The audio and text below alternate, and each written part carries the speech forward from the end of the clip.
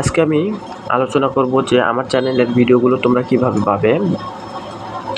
আমি সাধারণত ম্যাথ নিয়ে সমস্যার সমাধানগুলো করে থাকি।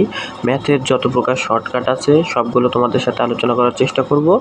আশা করি তোমাদের বেসিকগুলো জানা আছে, আর বেসিকগুলো যদি ঠিকঠাক মতো জানা থাকে তারপরে তোমরা আমার ভিডিওগুলো দেখবা। আর যাদের বেসিকগুলো একটু জানা আছে বা কারো দুর্বল থাকে তারাও পারবা, আশা করা যাচ্ছে। ভিডিওগুলো সুন্দর মতো দেখবা, তাহলেই পারবা। আমার ভিডিওগুলো তোমরা কিভাবে পাবে সেটাও আমি আজকে সুন্দর মতো জানিয়ে দেবো। দেখো, আমার ভিডিওগুলো তোমরা কিভাবে পাবে, শর্টকাটগুলো কিভাবে পাবে দেখো। সুন্দর মতো তোমরা কোশ্চেন ব্যাংকে চলে যাবে। কোশ্চেন ব্যাংকে গিয়ে দেখবা কিছু কিছু টাইপ থাকবে। সেই টাইপগুলো তোমরা যেটা মোটা কালি দিয়ে লেখা থাকবে টাইপের নাম, সেই টাইপটা তোমরা লিখবা। কিভাবে লিখবা, যে লম্ব রেখার সমীকরণ নির্ণয়। তারপরে আরেকটা ছোট্ট জিনিস লিখতে হবে, যে শর্টকাট, লম্ব রেখা সমীকরণ নির্ণয়ের শর্টকাট।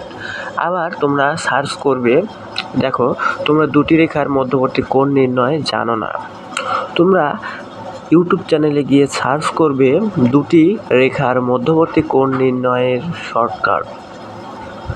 তাহলে আশা করা যাচ্ছে যে আমার ভিডিও তোমাদের সামনে হয়তোবা যাবে। তখন তোমরা সেই শর্টকাট দেখে খুব সহজেই সমস্যার সমাধান করতে পারবে। শর্টকাট অ্যাকচুয়ালি কিসের জন্য শেখা হয়?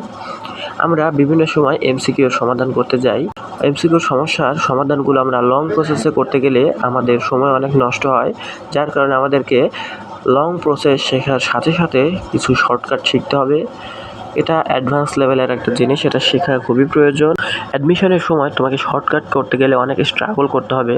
তার জন্য তোমাকে আগে থেকেই শর্টকাট সম্পর্কে ধারণা রাখতে হবে, প্র্যাকটিস করতে হবে আগে থেকেই।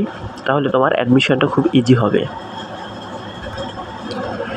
আর সব ধরনের শর্টকাটের জন্য আমি আছি, তোমরা শুধু সার্চ করে যাবে ঠিক মতো।